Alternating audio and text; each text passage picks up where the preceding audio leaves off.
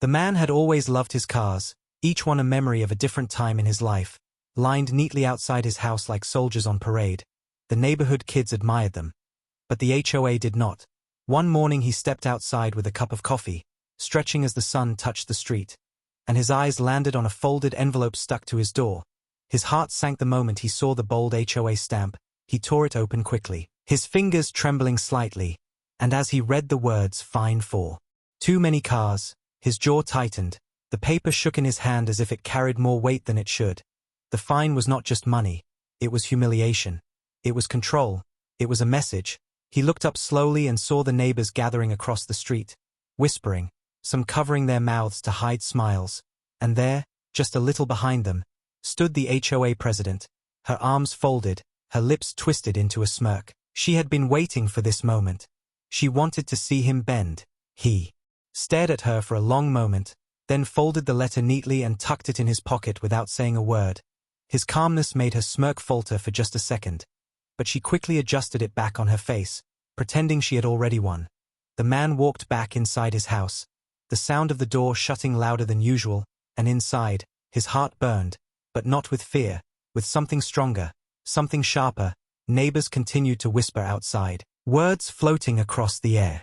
Like sharp blades, he finally got caught. Serves him right. Too many cars. He thought he was special. Yet deep inside, there was curiosity too. Why did he not fight back? Why did he not shout or argue?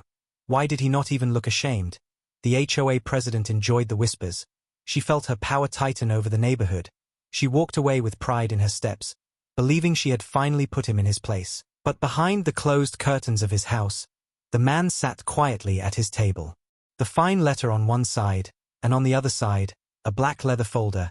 He opened it slowly, flipping through the papers, each one stamped and sealed, each one telling a story the neighborhood did not know. Ownership documents, deeds, signatures, all neatly stacked like hidden weapons. He smiled faintly to himself, not a smile of joy, but a smile of patience. He knew the game had just begun. Later that evening, as the sun dipped low, the man walked outside again. Neighbors looked at him from their porches, expecting anger, expecting an outburst, but instead they saw calmness. He ran his hand across the hood of one of his cars, polished and shining, his reflection staring back at him like a secret he alone understood. A child across the street shouted, "Why do you need so many cars?" And before the man could answer, his mother hushed him and dragged him inside. Embarrassed, the HOA president stood at her window watching him, her phone in hand, no doubt preparing for the next attack. The man tilted his head, almost as if he could see her behind the glass, and then he turned and walked back in, his silence louder than words. That night, the neighborhood buzzed with talk. Lights flickered as families whispered about what happened. Some laughed, some worried, some wondered if they too would be fined next. The man sat in his study under a dim lamp, papers spread across the table. He picked up the letter again and read it slowly, word by word, his lips forming a thin line. It was not the fine itself that mattered. It was the arrogance behind it. The assumption that he was powerless, that he had no choice but to bow. But he was not powerless. He was not ordinary. His silence was not weakness. It was preparation. Outside, the street grew quiet, the night swallowing the whispers. But the man's mind was alive, sharper than ever. His eyes fell on a photograph framed on the wall. A younger version of himself standing proudly in front of a house. The very first property he had ever bought. He remembered the struggles, the sacrifices, the nights he went hungry just to save for the down payment. He remembered the feeling of keys in his hand, the pride of owning something that could not be taken away. And then he looked back at the folder, thick with deeds and papers, proof of how far he had come, proof of what nobody in the neighborhood yet understood. As the clock ticked past midnight, he closed the folder and leaned back in his chair. His decision was made. He would not rush. He would not scream. He would not show his hand just yet. He would let the HOA play their little game. He would let them dig their own hole. And when the moment was right, he would reveal everything. For now, he kept his secret close. The fine letter folded neatly beside the folder like the first move in a long game of chess. Outside, the night air was cool. The cars gleamed under the moonlight, and the man stood at his window watching them, his expression calm, but his mind burning with quiet fire. The neighborhood thought they had caught him. The HOA president thought she had won. But they were all wrong, very wrong, and soon, they would see just how wrong they were. The next morning the man stepped outside, the air heavy with tension he could almost feel pressing against his skin. Neighbors were already out watering lawns, jogging, walking dogs, but their eyes all turned toward him as if waiting for a show. In the distance, the HOA president approached with 2 other board members at her side, their clipboards clutched tight like weapons of authority. They stopped at the end of his driveway and one of them loudly read out the fine again as if the entire neighborhood had not already heard. The president smirked and raised her voice. "We don't tolerate rule breakers here. Too many cars bring down the beauty of the community." Her words carried across the street, and neighbors nodded, some out of fear, some out of habit. The man stood silently with his coffee mug in hand, his calm face making their voices sound small. His silence only angered her further. She stepped closer, pointing at the line of polished cars gleaming under the morning sun. "Either you remove them or we will tow them, and you'll pay double fines." The man tilted his head, took a slow sip of coffee, and replied softly, "Is that so?" His words were so calm that for a second it unsettled her, but she quickly straightened and sneered, pretending his calmness meant surrender. Behind him, his golden retriever sat quietly, tail tapping the driveway as if it too sensed the storm building. Whispers ran across the neighborhood. Children watched from windows. Parents pulled them back quickly, afraid of being caught staring. Later that day the HOA called for a public meeting at the community hall. The news spread like fire. Every resident showed up, eager to see him humiliated, the hall filled with folding chairs. The president stood at the front with a stack of papers, her voice sharp as she listed off his so-called violations. Too many vehicles, lowering the community standard, disturbing the order, failure to follow regulations. She slammed the paper onto the podium. "We must make an example." The crowd clapped lightly, some hesitating, eyes flickering toward the man sitting quietly in the back row, arms crossed, face unreadable. His stillness made people uncomfortable.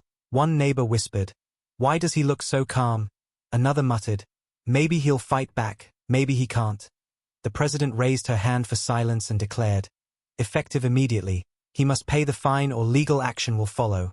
She looked straight at him, expecting an outburst, expecting anger, expecting a breakdown. Instead he slowly stood up, the chair legs scraping the floor. The room hushed. He walked to the front, his footsteps steady, every eye following him.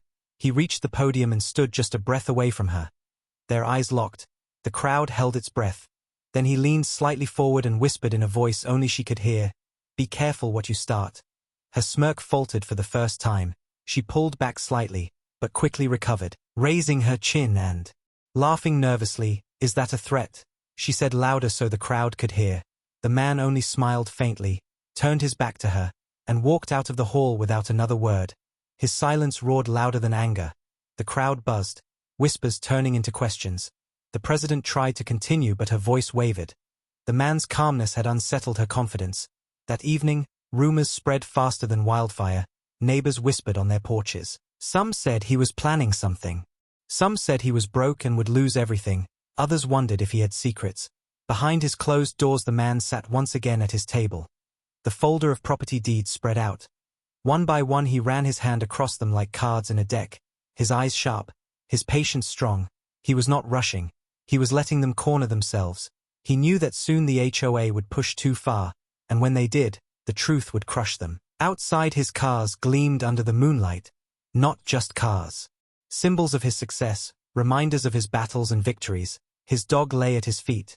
The house was quiet but inside his mind a storm was building. Each fine, each insult, each smirk was a piece of fuel, and he would use it.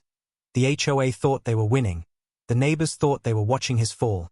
But the man knew something none of them could even imagine. The entire block was already his, every house, every yard, every patch of land, all under his name. And when he finally revealed it, no amount of smirking or fines would save the president from the humiliation waiting for her. The night stretched long, the silence thick, but he was not restless, he was patient.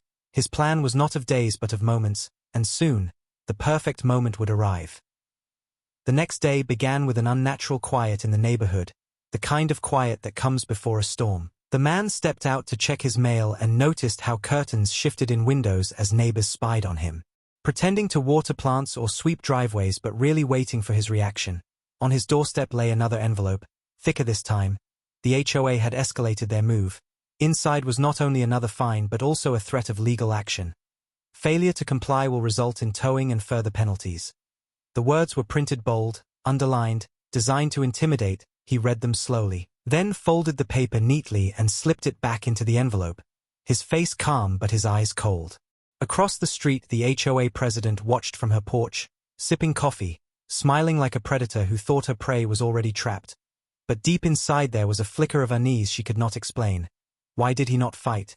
Why did he not shout? Why did he not beg? Instead he carried himself as if he knew something she did not. And that thought began to gnaw at her. Later that afternoon the sound of heavy trucks shook the street. Tow trucks contracted by the HOA rolled in. Neighbors rushed outside, lining the sidewalks to watch the spectacle. The president strutted forward with her clipboard, waving her hand toward his cars. "Remove them all," she barked. The workers hesitated, glancing at the man standing calmly by his driveway, his dog at his side, his eyes fixed on them with a steady gaze that made their hands sweat. One worker muttered, "Are you sure about this?" But the president snapped, "Do it, he has no authority here." The crowd murmured, excitement mixing with fear. The man did not move, did not protest. He simply pulled out his phone and began recording, his voice calm as he said, "You are trespassing on private property." The workers froze, confusion crossing their faces. Private property. The president scoffed loudly. "This is HOA jurisdiction."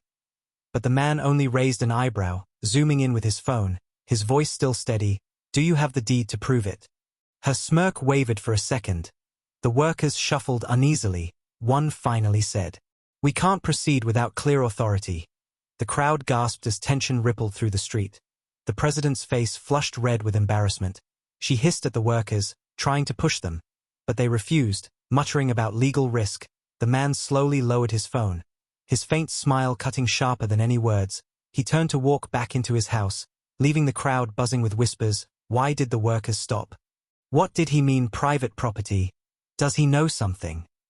The president shouted after him, "This isn't over, you can't defy us."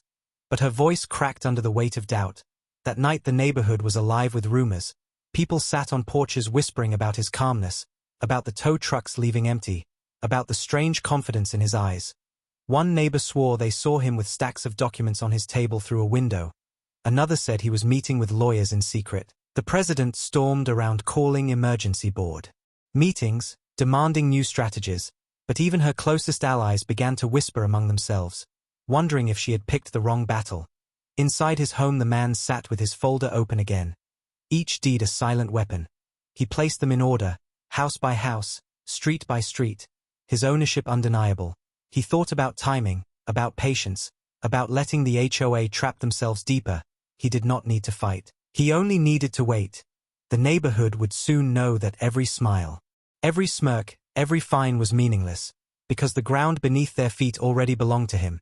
As the clock ticked toward midnight he looked out at his cars lined perfectly under the moonlight, each one a trophy of his journey, each one polished like armor. His dog lifted its head, ears pricking at the silence. The man whispered softly, "They don't know yet, but they will."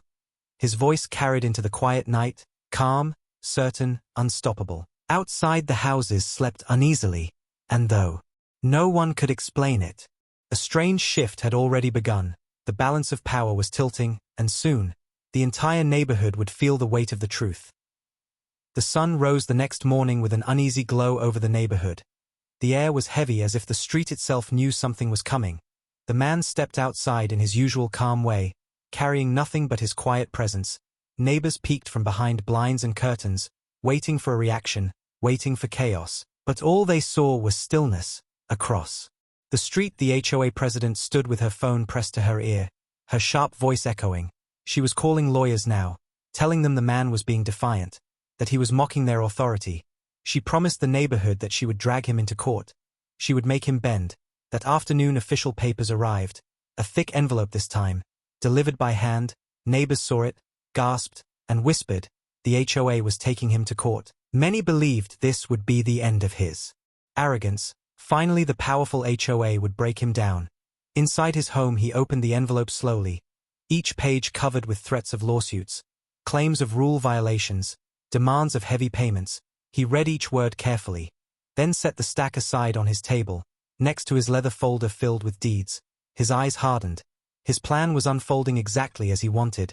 Days later the court date arrived. The community buzzed with excitement. It was as if the whole neighborhood was attending a show. They filled the small courtroom, whispering, pointing, their eyes alive with curiosity. The HOA president walked in first with her lawyer, chin held high, her confidence like armor. She looked at the crowd as if victory was already hers. The man entered moments later, alone, no lawyer by his side, no documents in his hand, just his steady steps and calm face. People murmured, some shook their heads, convinced he had already lost. The judge called for order. The HOA lawyer began with fiery words, waving copies of fines, pointing at photos of cars, accusing him of lowering community value, of breaking trust, of disrespecting authority. The lawyer's voice filled the room, sharp, confident, and when he was done, the president smiled proudly, certain the battle was already won. The judge turned to the man and asked if he had anything to say.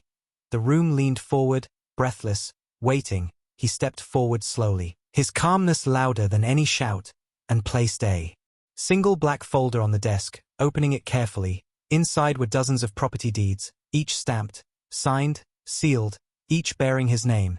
The courtroom went silent. The judge raised an eyebrow, asking what this meant. The man's voice was steady as he explained. These cars are not on community land. They are on private property. Land that belongs to me. Every single house in this neighborhood is mine. Gasps filled the room, whispers turned into shock. The president's smile shattered. Her face drained of color. The lawyer stuttered, flipping through papers, unable to process what he was seeing. Neighbors exchanged wide-eyed looks, realizing the truth they had never imagined.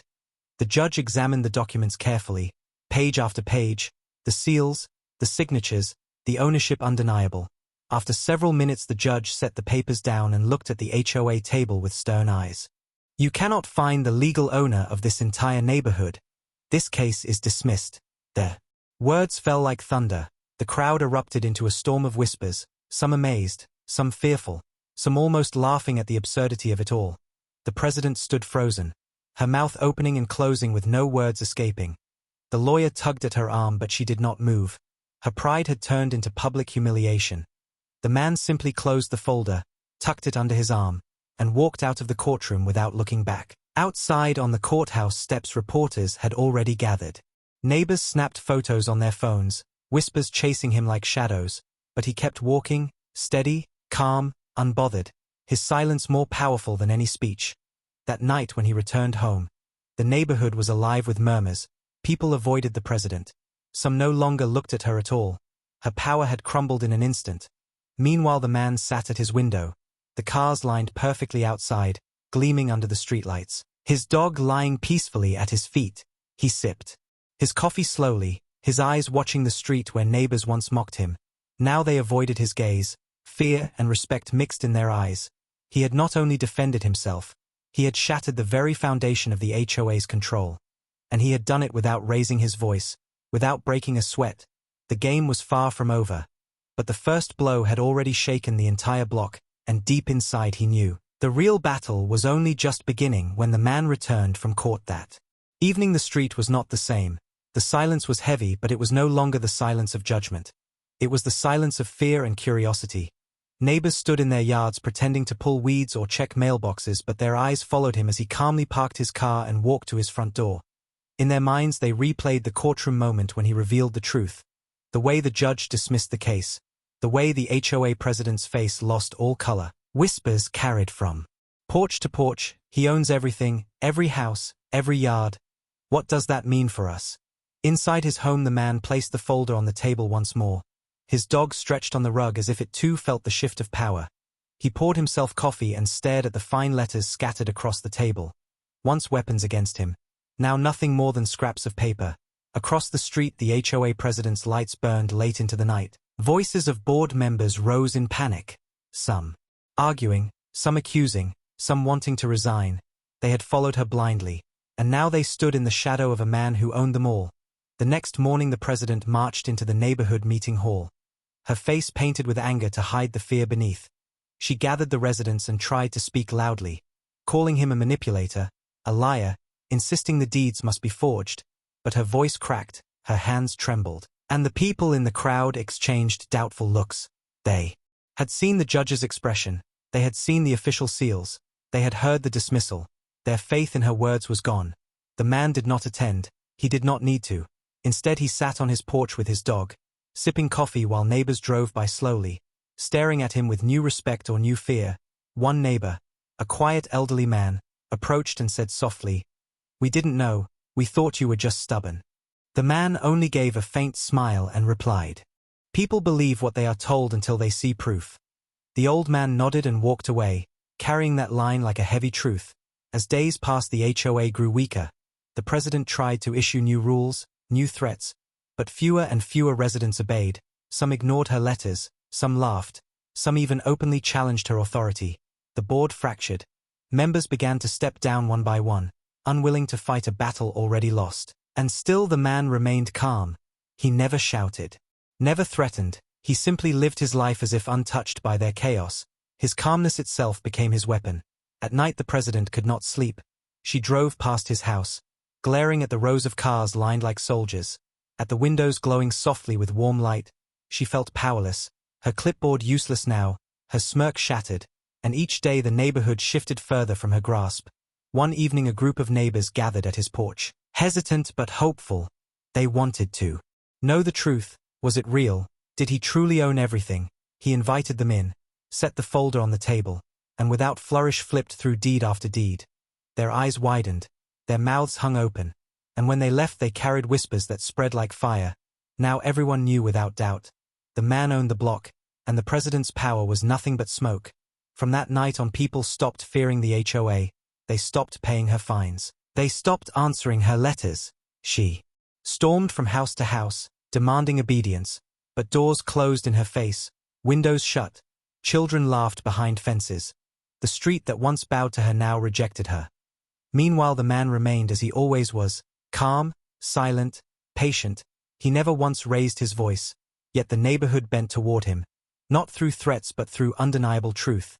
The balance had shifted forever, and the president, once the face of control, now walked the same streets like an outcast surrounded by whispers of her own downfall.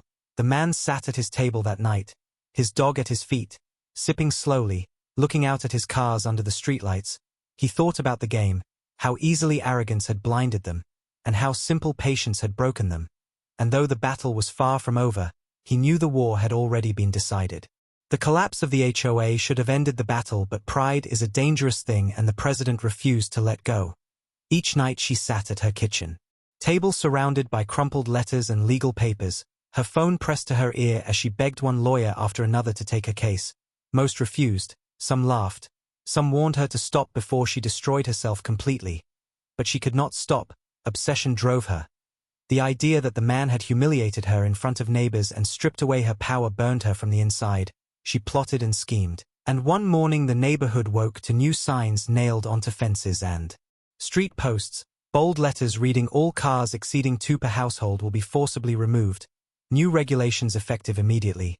People tore them down, laughed at them, ignored them. But she stormed from door to door trying to enforce her imaginary power. Her voice shrill as she shouted about rules and community image.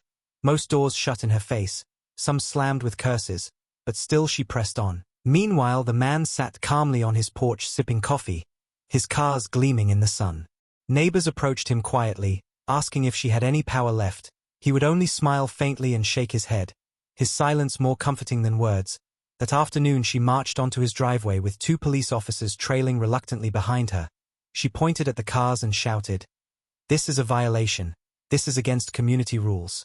Her voice breaking as she tried to convince herself more than anyone else. The man looked at the officers, his calm gaze steady. He asked simply, "Do you have a deed showing this land belongs to the HOA?" The officers looked at each other, awkward, shifting on their feet. One finally muttered, "We were told this was common property." The man disappeared into his house and returned with his leather folder, opening it on the hood of his car. Page after page of deeds placed under the officer's eyes, each one official, each one sealed. The officer's expressions shifted from doubt to certainty. They closed the folder gently and handed it back, telling the president they had no authority here. This was private land and private property. She screamed, she stomped, she waved her clipboard wildly. But the officers walked away shaking their heads, leaving her alone in the driveway, her face red, her chest heaving with rage. Neighbors had gathered again, watching from porches and sidewalks, their whispers louder than her shouts. She has no power, she's finished, he doesn't even need to fight. Humiliated again, she stormed off. But her anger did not fade. That night lights glowed from her windows until morning. She wrote reports, sent emails, called city officials, begged for help. But each response was the same. The deeds were real, the ownership undisputed, her authority dissolved. Still she clung to her obsession, promising herself she would find a way. But the neighborhood was slipping from her hands like sand. The man remained calm through it all. He did not need to raise a hand. His silence was enough. Each failed. Attack against him only made her look weaker. Each calm smile of his made her look more desperate. The neighbors no longer saw her as their protector. They saw her as a bitter shadow of the power she once held. Children laughed at her from fences. Adults avoided her. Whispers chased her every step, and still she plotted, determined to launch one final desperate move, even if it destroyed her completely. The man sat in his study with his dog curled at his feet, sipping slowly, watching the street through the window, his eyes sharp, patient, knowing her pride would not let her stop, knowing she would try again, and when she did, it would be the move that ended everything. The neighborhood had begun to change. The lawns looked the same, the houses stood the same. But the air no longer belonged to the HOA, it belonged to him. Neighbors walked with ease, no longer afraid of sudden letters or surprise fines. The once feared president now walked the streets like a restless ghost, muttering under her breath, clutching her clipboard tighter each day, and everyone knew she was planning something. They just didn't know what. Her pride was too wounded, her fall too public. She couldn't accept defeat. Late at night lights in her house never went out. She shuffled through papers, dug into records, tried to find some weak point, anything that could hurt him. She called city officials, begged county clerks, even filed complaints with agencies that had nothing to do with neighborhoods. Most of them dismissed her, some laughed at her, but still she would not stop. Then one morning the neighborhood awoke to chaos. Trucks rolled in again, but this time they were loaded with construction barriers, heavy machinery, and city workers confused and tired. She had somehow convinced a small department that the street required emergency inspection. Men in orange vests began placing cones, trying to block the road. Neighbors poured out of their houses shouting. Confused, angry. The president stood tall in the middle of the chaos, her eyes wild, her finger pointing toward his house, screaming. This man is the problem. He thinks he can own everything. But I will show you all. The crowd gasped, their whispers sharper than ever. Some began recording on their phones. The man finally stepped outside, calm as always, his dog at his side, his eyes steady. He walked slowly toward the gathering, his silence louder than the president's frantic shouts. He asked one worker softly, "Who authorized this?"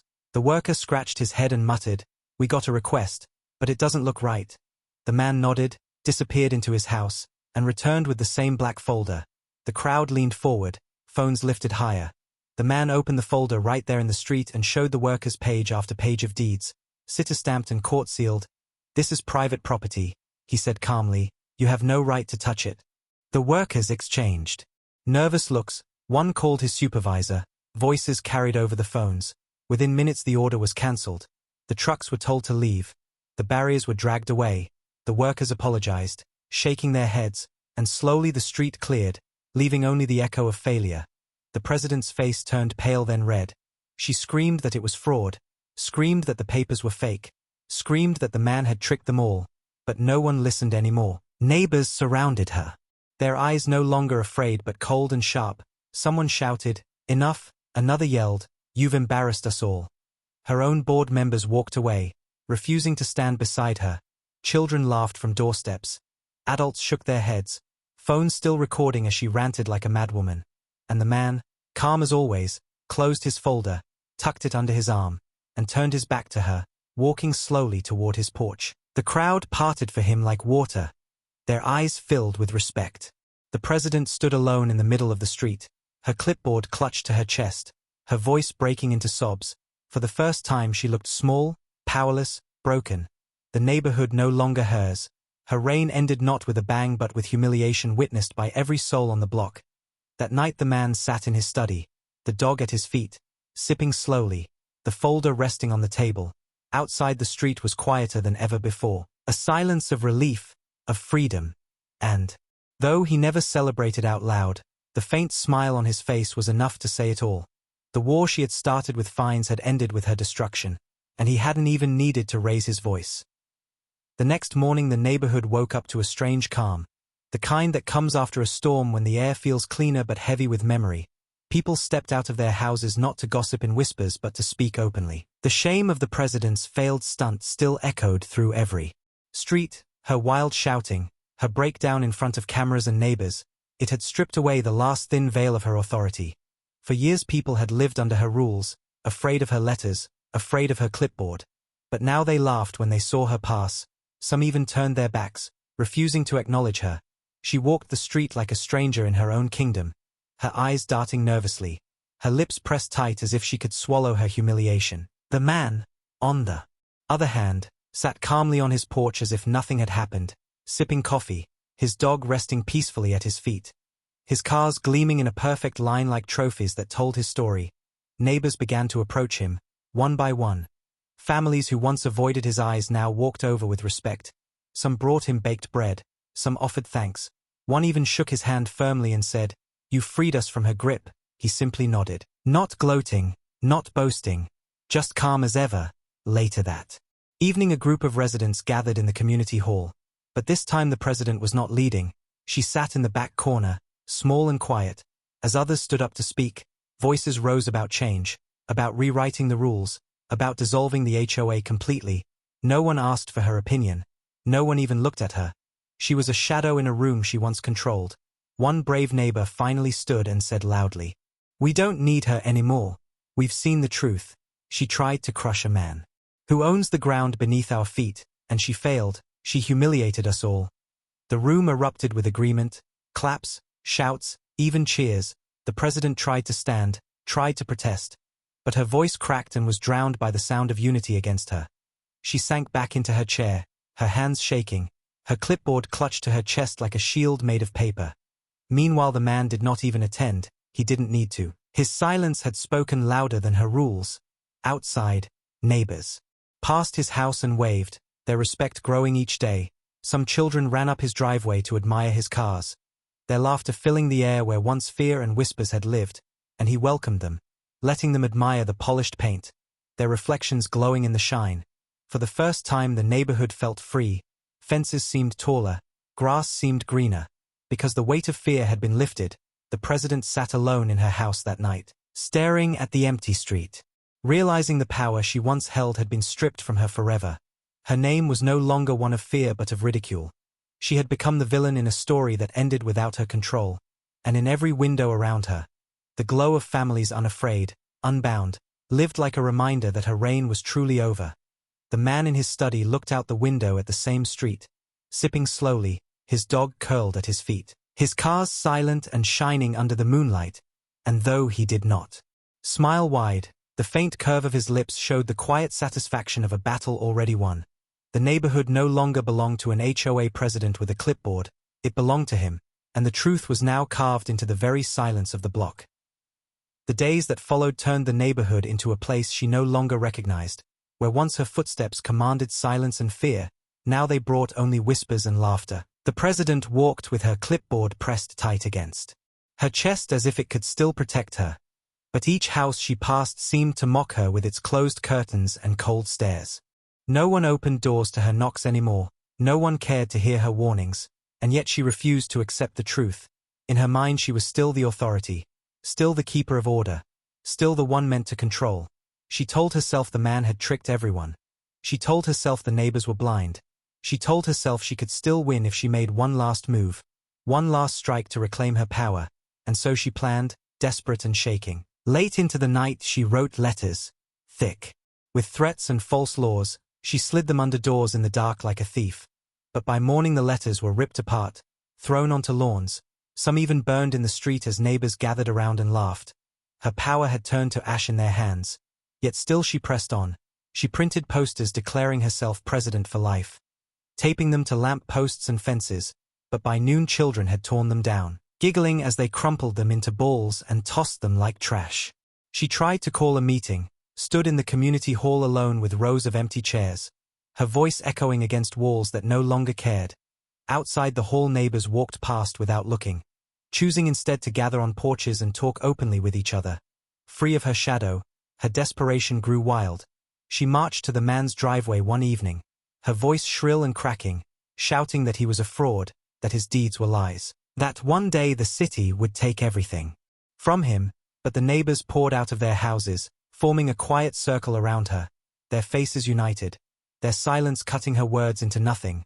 One man finally stepped forward, a neighbor who once feared her fines, and said firmly, "Enough, you've done nothing but shame yourself, we don't follow you anymore." His words were met with nods, with murmurs of agreement, with the kind of strength that only comes when fear has died. The president's face twisted, her eyes darted, searching for support, but found none. Even the board members who once stood at her side looked away, ashamed to be seen near her. Her voice faltered, her shoulders slumped. She dropped her clipboard onto the pavement. The sound sharp in the night, and for the first time she looked small, weak, broken. The man watched from his porch, his dog at his side, his face calm as ever. He didn't need to say a word. His silence was the loudest voice in the street. The neighbors turned their backs on her, one by one, walking away until she was left standing alone under the dim streetlight, the clipboard at her feet, her hands trembling, her eyes burning with tears she refused to shed. And the man simply stood, turned, and walked back inside, his shadow stretching across the driveway, leaving her in the cold silence of her final defeat. That night the neighborhood felt different, lighter, freer, as though a heavy weight had finally been lifted for good. Laughter spilled from open windows, voices carried across porches, and though no one said it out loud, they all knew the war was finished. The president had made her last desperate move, and the neighborhood had rejected her completely, forever. The night after her final humiliation, the neighborhood settled into a peace it had not known for years. Doors that were once shut tight against her unannounced visits now stood open. Neighbors gathered on porches sharing food. Children played freely in the street without being scolded for noise or chalk drawings. The air itself felt lighter, as though a heavy chain had been broken. In the middle of it all, the man remained the same, calm, steady, quiet, sitting on his porch with his dog at his side and his cars lined in a shining row like guardians of his truth. He did not celebrate loudly. He did not boast. He simply existed with a calmness that carried more weight than any words. The neighbors looked at him differently now, not as the strange man with too many cars, but as the one who had stood silently against a storm and revealed the truth that freed them all. One by one, families came to thank him, some bringing small gifts, some offering simple words of respect. One elderly woman with tears in her eyes whispered, "You gave us back our homes." He only nodded gently, his silence answering louder than speeches. Across the street, the HOA president sat in darkness, her blinds closed, her clipboard forgotten on the floor. The sound of laughter and freedom outside her window cut deeper than any fine she had ever written. She had lost not just authority but dignity. Her name became a joke, her smirk a memory of arrogance turned into ruin. She no longer walked the streets, no longer called meetings, no longer dared to raise her voice. Her reign had ended in silence. The man, however, grew stronger in the eyes of the community without lifting a finger. Weeks passed and the board quietly dissolved. No one wanted to be part of her broken empire. The signs were taken down, the fines shredded, the rules forgotten. What remained was a neighborhood finally free. One evening a meeting was called not by the HOA but by the people themselves. They gathered in the community hall, filling every seat. And though the man was not the one to organize it, he was the one they all looked to. Someone stood and declared, "We don't need fear to live together, we need respect." And the room erupted with applause. When they turned to the man, he only gave a faint smile, offering no speech, no command, just presence, and yet that was enough. They knew he was the foundation of their new beginning. Later that night he walked his dog along the quiet street. The moonlight spilling across the cars that once sparked fines and hatred but now gleamed as symbols of his resilience. Neighbors waved as he passed. Some children ran up to greet the dog, their laughter pure. The man paused, looked around at the houses standing strong, each one his in silence. And for a moment he allowed himself a small breath of satisfaction, not the pride of conquest but the peace of endurance. He had never shouted, never threatened, never bowed. He had simply waited, and when the truth finally came it spoke for him. The president watched from her dark window, her hands trembling against the blinds, seeing a street that no longer belonged to her, a community that no longer feared her, a world she could no longer control, and she turned away, swallowed by her own emptiness, while outside the neighborhood lived free under the quiet watch of the man who owned it all, his silence stronger than power, his patience sharper than revenge. And so the story closed not with war but with the calm victory of truth, a reminder that sometimes the loudest battles are won without a single word.